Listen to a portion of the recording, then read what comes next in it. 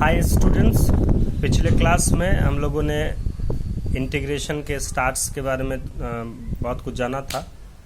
First exercise से related हमने problem और थ्योरी डिस्कस कर दिया था और उस दरमियान हम एक बात ये बताए भी थे कि जिस तरीके डिफरेंशिएशन में चेन रूल काफ़ी इम्पॉर्टेंट पोर्शन है, उसी तरीके इंटीग्रेशन में एक पोर्शन है इंटीग्रेशन बाय सब्स्टिट्यूशन। ये बहुत इम्पॉर्टेंट है और इसी पर आज हम लोग चर्चा करने जा रहे हैं, क्योंकि ये एनसीईआरटी के हिसाब से फिर 7.2 में है। 7.1 हमारा खत्म हो गया है।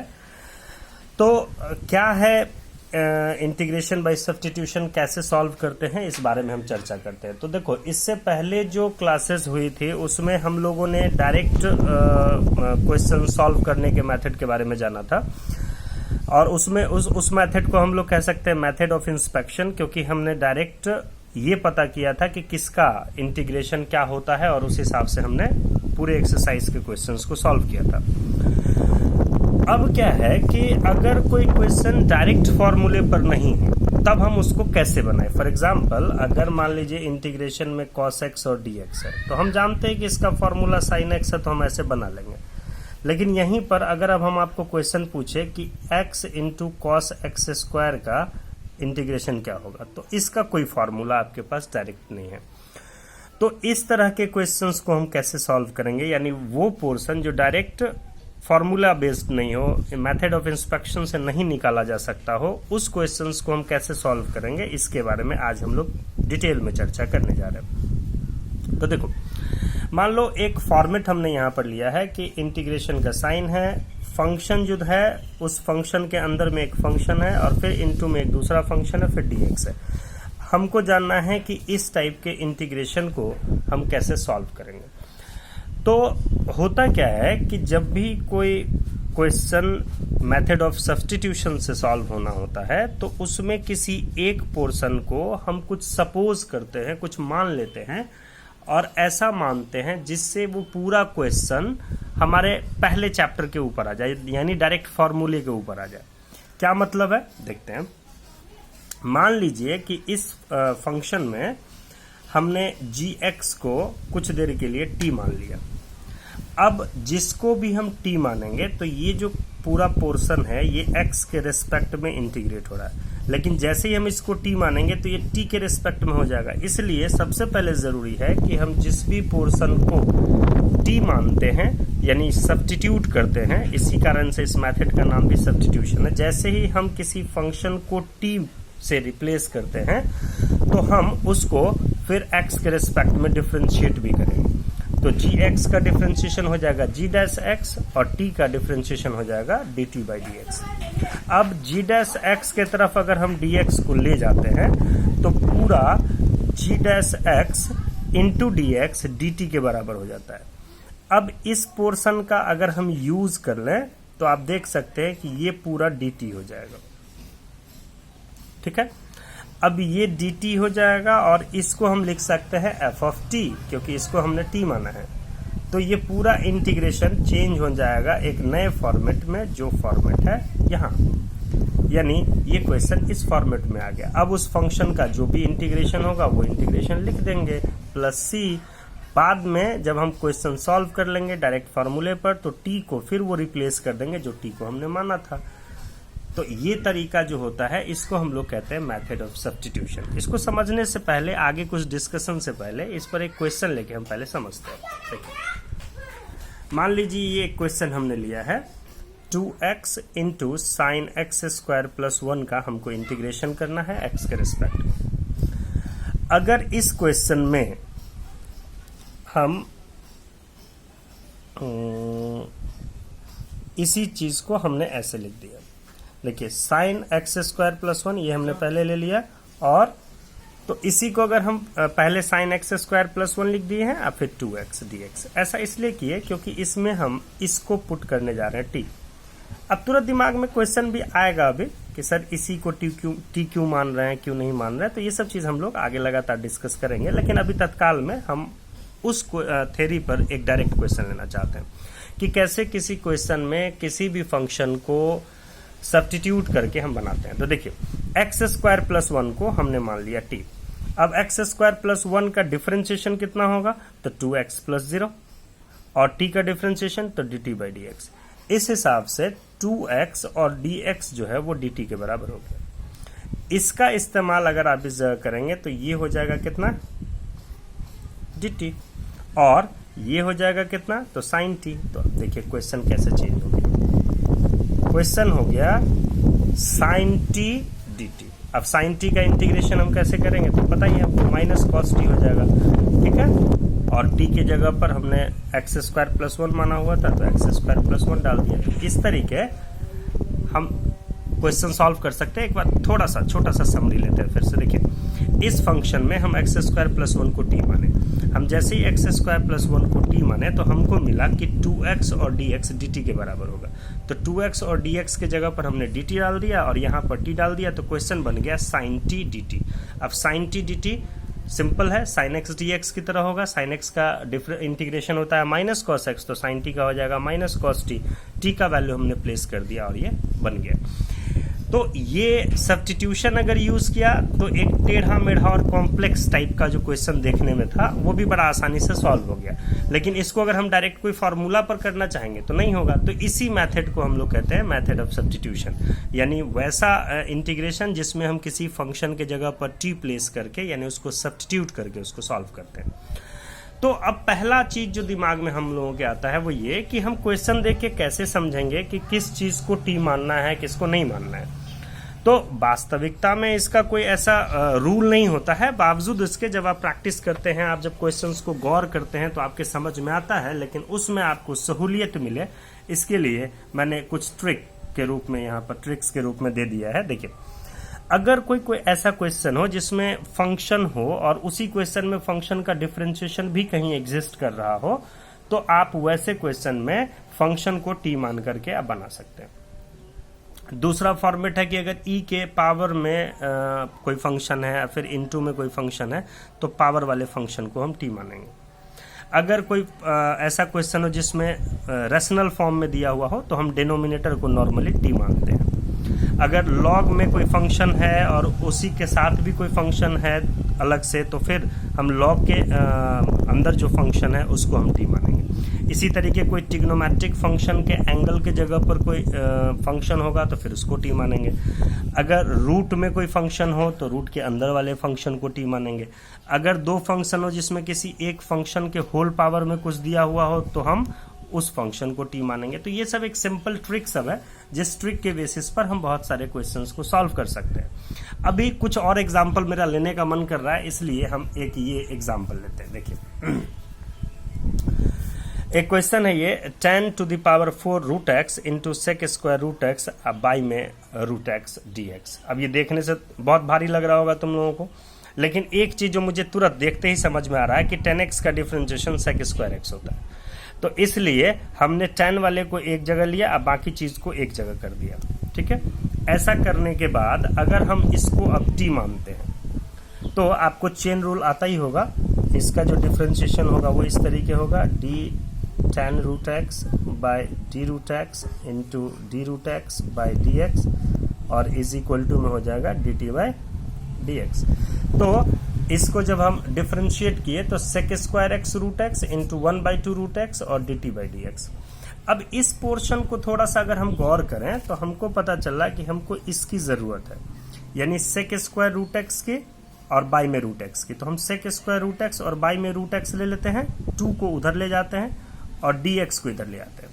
तो उस तरीके हमको पता चला कि ये पूरा जो होगा ये 2 dt के बराबर होगा। देखिए बहुत आसानी से समझ में आएगा, ये 2 dt के बराबर हो गया।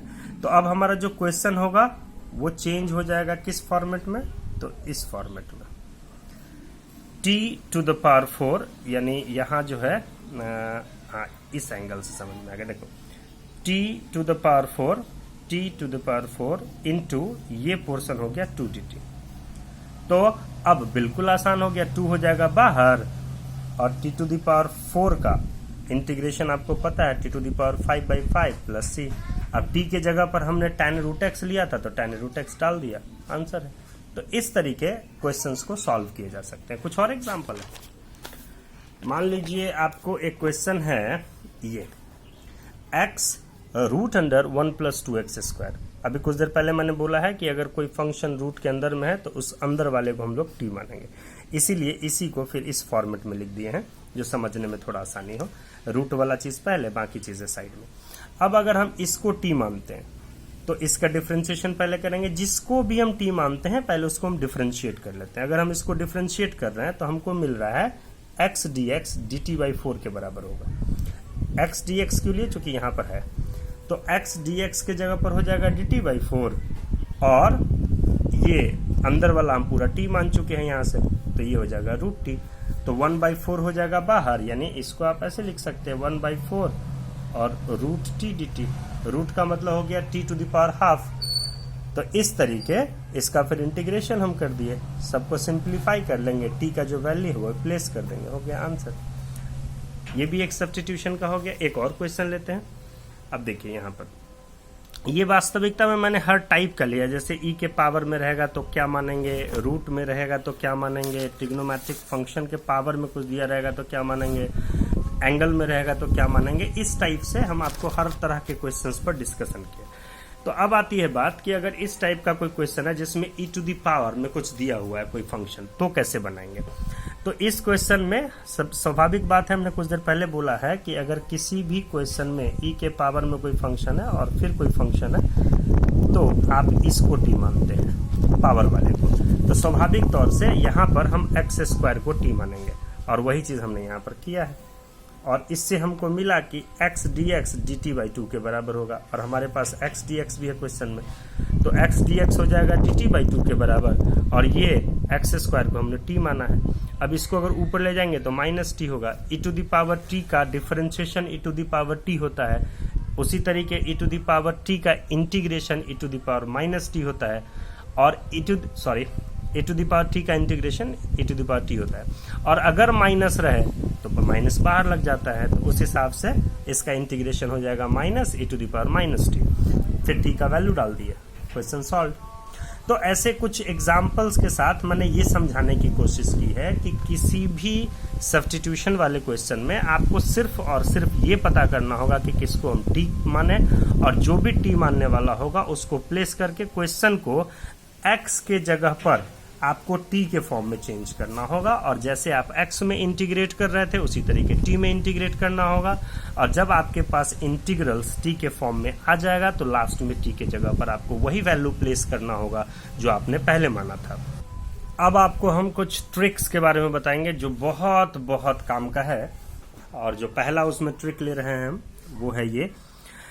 अगर कोई भी इंटीग्रेशन का फॉर्मेट ऐसा हो जिसमें नीचे वाला फंक्शन जो भी है डिनोमिनेटर वाला फंक्शन, अगर उसका डिफरेंशिएशन उसके न्यूमरेटर में है तो आप उसमें कुछ नहीं सोचेगा, सीधा लॉग लगा करके आप इंटीग्रेट कर सकते हैं। उस नीचे वाले फंक्शन को आपको लिख देना है। एक बार फिर से देखते हैं। अगर कोई फंक्शन डिनोमिनेटर में है, उसका डिफरेंशिएशन अगर न्यूमरेटर में है और तब इंटीग्रेट करना है तो उसका इंटीग्रेशन डायरेक्ट लिखा जाएगा लॉग मोड में डिनोमिनेटर वाला फंक्शन प्लस c। इसका प्रूफ भी है कि कैसे ये होता है, तो थोड़ा सा प्रूफ भी देख लेते हैं। मान लीजिए कि हमने इस फंक्शन को t मान लिया। अब जैसे इस फंक्शन को t मानेंगे हम डिफरेंशिएट करेंगे, तो इस फंक्शन का डिफरेंशिएशन f' और dt/dx। अब f' और dx दोनों हो जाएगा dt के बराबर, यानी f' और dx हो जाएगा dt के बराबर। तो क्वेश्चन का फॉर्मेट हो जाएगा ऐसे 1/t dt, 1/t का इंटीग्रेशन log mod t। अब t के जगह पर आपका जो फंक्शन था वो डाल दीजिए, यानी ये प्रूफ हो गया कि ये बात सच है।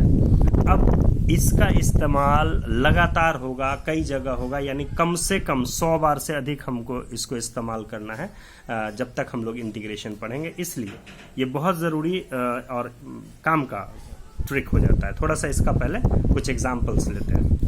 अब देखिए, ये रहा एग्जाम्पल। मान लीजिए आपको कोई क्वेश्चन है बनाने के लिए 2x/1 + x²। अब ये बिल्कुल आसान है। नीचे जो डिनोमिनेटर में जो फंक्शन है 1 + x², उसका डिफरेंशिएशन कितना होगा, तो 1 का 0, x² का 2x, यानी 0 + 2x यानी 2x।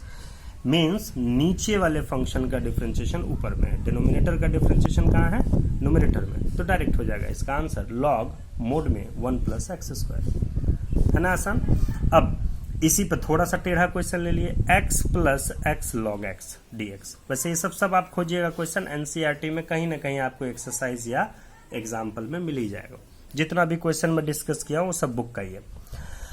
x plus x log x में हम x अगर कॉमन ले लेते हैं तो बचता है 1 प्लस लॉग एक्स। अच्छा, इसी x को हम ऐसे लिख सकते हैं, बात बराबर है, लेकिन इस रूप में इसलिए लिखे हम कि आपके समझ में आ जाएगा। कैसे समझ में आएगा?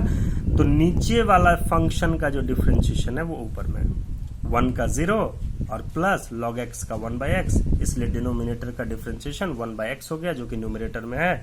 आंसर हो जाएगा सीधा log मोड में 1 प्लस log x। 2 क्वेश्चन के बाद थोड़ा सा घुमा दिया हूं मैं, तीसरा क्वेश्चन। अब ये क्वेश्चन है x bye 9 minus 4x square. अब 9 माइनस 4x स्क्वायर का डिफरेंशिएशन कितना होगा? तो माइनस 8x होगा। 9 का 0 और माइनस 4x स्क्वायर का हो जाएगा माइनस 8x। तो मैंने कुछ नहीं किया, माइनस 8 से ऊपर नीचे गुना कर दिया।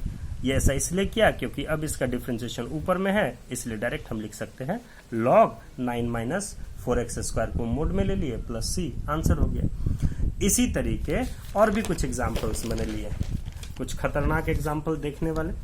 अब जैसे ये क्वेश्चन है, तो x to the power n का डिफरेंशिएशन आपको पता है nx to the power n minus 1, तो x टू द पावर 10 का डिफरेंशिएशन हो जाएगा 10x टू द पावर 9, और a to the power x का होता है a to the power x log है, यानी कुल मिला के नीचे का डिफरेंशिएशन ऊपर में है और इसीलिए इसका आंसर एक ही लाइन में होगा log मोड में x to the power 10 plus 10 to the power x। अगला क्वेश्चन है sine by 1 plus cos x. तो 1 प्लस कॉस एक्स का डिफरेंशिएशन कितना होगा? माइनस साइन एक्स, लेकिन यहां पर है साइन एक्स तो इसलिए एक माइनस लगा दिए।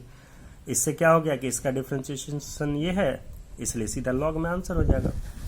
फिर एक और क्वेश्चन अब देखिए, एक और ट्रिक देखिए। यहां पर आकर के हमने इसके एग्जांपल्स को रोक दिया है। अब एक दूसरा ट्रिक है कि अगर उसी टाइप का फॉर्मेट हो, ऊपर में डिफरेंशिएशन नीचे में फंक्शन, लेकिन नीचे वाला फंक्शन में रूट अगर लगा हुआ हो, तब उसका इंटीग्रेशन 2 fx प्लस सी होगा। अब समझाने के लिए इसका भी प्रूफ समझा देता हूं। देखिए, हमने इस क्वेश्चन को ऐसे लिख दिया, इसी फॉर्मूले में। अब f ऑफ x को हमने t मान लिया। अब इसका डिफरेंशिएशन अगर करेंगे तो f डैश x और dx dt के बराबर हो जाएगा, यानी आप ऐसे देखिए ये हो जाएगा dt और इसको तो हमने t ही मान लिया है। तो क्वेश्चन हमारा हो जाएगा ये क्या हो जाएगा 1/√t dt। अब रूट 1 में है तो इसको ऊपर ले जाएंगे तो माइनस हाफ हो जाएगा। फिर पावर, आप जानते ही फॉर्मूला जो होता है x to the power n का इंटीग्रेशन क्या होता है, तो x to the power n plus 1 by n plus 1 plus c। तो इसी फॉर्मूले पर इसको सेट कर दिए और इस तरीके हमको 2√t यानी 2√fx मिल गया। यानी फॉर्मूले को अगर देखा जाए, ट्रिक को अगर देखा जाए, तो ट्रिक हमारे पास ये हुआ कि अगर डिनोमिनेटर में जो फंक्शन रूट में है, अगर उसका डिफरेंशिएशन ऊपर होगा तो डायरेक्ट हम लिख सकते हैं 2√f(x), और अगर इसमें रूट नहीं होगा, यानी अगर ऐसा होगा रूट नहीं होगा तो लिखेंगे लॉग में। क्लियर है? फंक्शन ऊपर में डिफरेंशिएशन तो सीधा लॉग में, और फंक्शन रूट में तब अगर डिफरेंशिएशन तो 2√f(x). अब इस पर भी कुछ एग्जांपल्स देख लेते हैं। तो देखिए यहाँ अब इसमें रूट लगा हुआ है, नीचे का डिफरेंशिएशन ऊपर है, इसलिए डायरेक्ट 2√f(x). फिर से एक बार समझ लीजिए, कोई भी फंक्शन का डिफरेंशिएशन ऊपर है और नीचे रूट में वो फंक्शन अगर है, और तब अगर हमको इंटीग्रेट करना है तो हम डायरेक्ट लिखेंगे 2√f(x) प्लस c, ऐसे। इसी तरीके आप ये भी देख सकते हैं, यहाँ पर 1 प्लस साइन एक्स का डिफरेंशिएशन cos x है, इसलिए डायरेक्ट लिखा जा सकता है 2√1 प्लस साइन एक्स। फिर तीसरा ये क्वेश्चन है, ये तो बहुत आसान है, x प्लस 4 का डिफरेंशिएशन 1 होता है, इसीलिए डायरेक्ट 2√x प्लस 4। अब बच्चों ये तो कुछ एग्जाम्पल्स, कुछ ट्रिक्स के थ्रू मैंने आपको एक्सरसाइज 7.2 के सारे क्वेश्चंस बनाने का आइडिया दे ही दिया है, लेकिन साथ में हम एक बहुत इंटरेस्टिंग बात आज करेंगे, जो कि है ये आपको पता होना चाहिए कि साइन का डिफरेंशिएशन आपको आता है, कॉस का डिफरेंशिएशन आता है, लेकिन आपने गौर नहीं किया होगा, आपको टेन का, कॉट का, सेक का और कॉसेक्स के इंटीग्रेशंस नहीं आते हैं। इन इंटीग्रेशंस के बारे में आज हम चर्चा करेंगे, यानी 6 का 6 इंटीग्रेशन हमको आज के बाद ट्रिग्नोमेट्रिक फंक्शन का याद होना चाहिए। साइन का माइनस कॉस होता है, कॉस का साइन होता है, ये बात हम लोगों ने जान लिया था मेथड ऑफ इंस्पेक्शन से। और अब आता है तीसरा फॉर्मूला, यहां से आज हम लोग देखेंगे। tan x का इंटीग्रेशन होता है log मोड में sec x या minus log cos x mode में प्लस c। cot x का डिफरेंशिएशन इंटीग्रेशन होता है log मोड sin x, फिर sec x का cosec x का sec, cosec और tan, इस सब का दो दो होता है। आप गौर करके देखिएगा, सब में दो दो दिए हुए। तो इस तरीके कुछ फॉर्मूला डबल है, कुछ फॉर्मूला सिंगल है, लेकिन हमको याद करने हैं, सबको समझना है।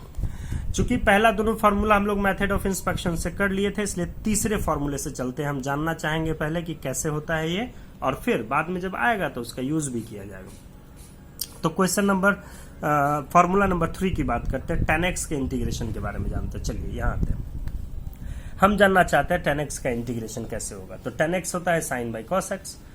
अब साइन बाई कॉस है तो नीचे का डिफरेंशिएशन ऊपर हो जाता तो डायरेक्ट काम हो जाता, लेकिन कॉस का डिफरेंशिएशन माइनस साइन होता है, इसलिए एक माइनस लगाना पड़ गया हमको।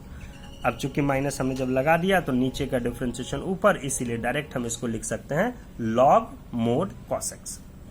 एक फॉर्मूला हमारा यहीं पर प्रूफ हो गया। अब दूसरा जो फॉर्मूला है उसके लिए कुछ नहीं करना है, माइनस जो है वो यहां पर पावर में आ जाएगा, चूंकि आपको पता है कि log m to the power n को आप लिख सकते हैं n log m। उसी तरीके अगर आपके पीछे पावर है तो वो ऊपर में चला जाएगा, हमने यहाँ माइनस ला दिया यहाँ। अब cos x to the power whole -1 अगर दिया हुआ है तो इसका मतलब हो गया 1 बाई cos x, और 1 बाई cos x क्या होता है तो sec x होता है। तो इस तरीके दूसरा फॉर्मूला भी प्रूफ हो गया। अब tan x के साथ साथ अब हमको cot x sec cos x सबको समझना है, तो हम सब पर चर्चा कर देते हैं। cot x सबसे हल्का है, क्योंकि cot x होता है cos बाई साइन, और साइन का डिफरेंशिएशन cos, इसलिए सीधा log mode sin x plus c। sec x के इंटीग्रेशन में मैंने sec x के मतलब सामने और नीचे दोनों तरफ अपने मन से लगाया है sec x plus tan x, क्योंकि कैंसिल हो जाएगा तो बात बराबर ही है, लेकिन कैंसिल करना नहीं है। इसको इससे गुना करेंगे sec स्क्वायर x, इसको इससे गुना करेंगे sec x into tan x। अब आप अगर थोड़ा सा ध्यान दें तो आपको पता चलेगा कि tan x का डिफरेंशिएशन होता है sec स्क्वायर x, और sec x का होता है sec x plus tan x, दोनों के बीच में प्लस का साइन है, इसलिए क्लियर है कि नीचे वाले फंक्शन का डिफरेंशिएशन ऊपर में है, इसलिए सीधा हो जाएगा log में इतना। तो एक फॉर्मूला ये प्रूफ हो जाता है। अब यहाँ के बाद थोड़ा सा ट्रिग्नोमेट्रिक छेड़छाड़ है, और फिर हमको सेकंड फॉर्मूला देखना है। अब tan x plus sec x को हम लिख सकते हैं sin x by cos x और 1 बाई cos x। तो sin x by cos x और 1 बाई cos x का मतलब हो गया sin x plus 1 by cos x। अब इसी बात को sin को मैंने लिख दिया cos 90 माइनस x, और cos को लिख दिया sin 90 माइनस x। अब ऐसा करने के बाद हमको थोड़ा बड़ा लगेगा कैलकुलेशन, इसलिए हमने पाई बाई 2 माइनस एक्स को कुछ देर के लिए थीटा मान लिया। तो ये हो गया 1 प्लस कॉस थीटा, ये हो गया sine theta. 1 plus cos theta जो होता है वो 2 कॉस स्क्वायर थीटा बाई 2, और साइन थीटा जो है वो 2 sine theta by 2 cos theta by 2। Formula हो गया। अब इसको कैंसिल करने के बाद हमारे पास बचता है कॉट थीटा बाई 2। अब कॉट को अगर tan में चेंज करेंगे तो लिखना पड़ेगा tan pi by 2 minus theta by 2। Theta जो है वो पीछे में आपने देखा ही है कि पाई बाई 2 माइनस एक्स है, तो इसलिए थीटा की जगह पर पाई बाई 2 माइनस एक्स डाल दिया। अब ये पाई बाई 2 पाई बाई 4 हो जाएगा, minus minus plus x by 2। अब पाई बाई 2 में से पाई बाई 4 गया तो पाई बाई 4 बचेगा।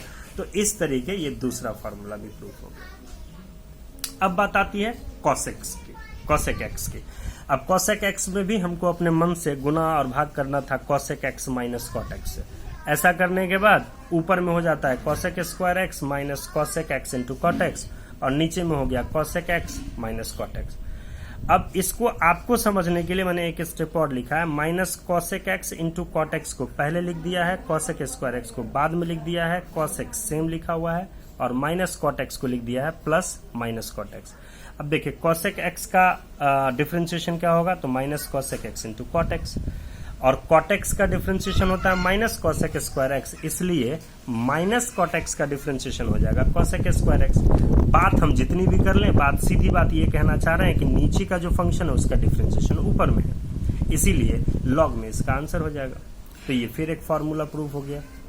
अब बात आती है कि cosec cosec x और cot x को अगर sin cos में चेंज करेंगे तो 1 minus cos x by sine होगा। 1 माइनस cos x का formula 2 sin square x by 2, sin x का formula 2 sin x by 2 cos x by 2, और सबको कैंसिल करने के बाद सब कैंसिल होकर के फाइनली हमारे पास बचेगा tan x बाई 2। तो ये फिर इसका दूसरा फॉर्मूला है। तो इस तरीके आज हमने इस 6 फॉर्मूले का प्रूफ के साथ हमने जान लिया है 6 फॉर्मूला, और ये बहुत काम का चीज है। ये सब तुम लोग तुरंत याद कर लोगे, इसको 1-2 बार प्रैक्टिस करके लिख करके दिमाग में सेट कर लोगे। रही बात एक्सरसाइज 7.2 में, कोई क्वेश्चन अगर समझ में आ जाएगा तो बहुत आसानी से बनेगा, नहीं समझ में आएगा तो बहुत दिमाग खराब हो सकता है।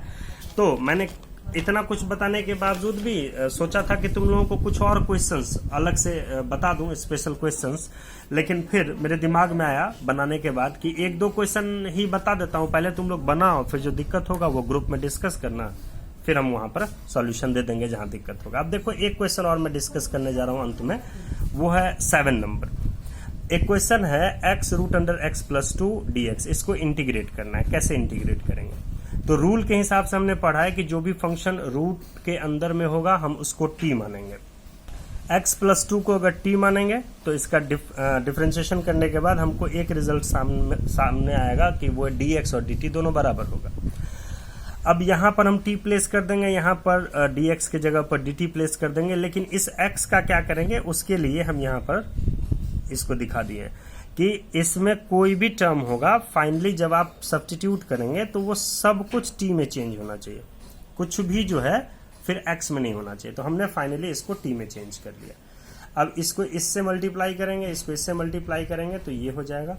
अब t रूट t का मतलब हो गया t टू द पावर 3/2 और 2 रूट t का मतलब हो गया t to the power half. फिर इसको इंटीग्रेट कर लिए, इंटीग्रेट करने के बाद सिंप्लीफाई कर लिए। जब सिंप्लीफाई हो गया तो t के जगह पर जो वैल्यू था x प्लस 2 वो डाल दिए।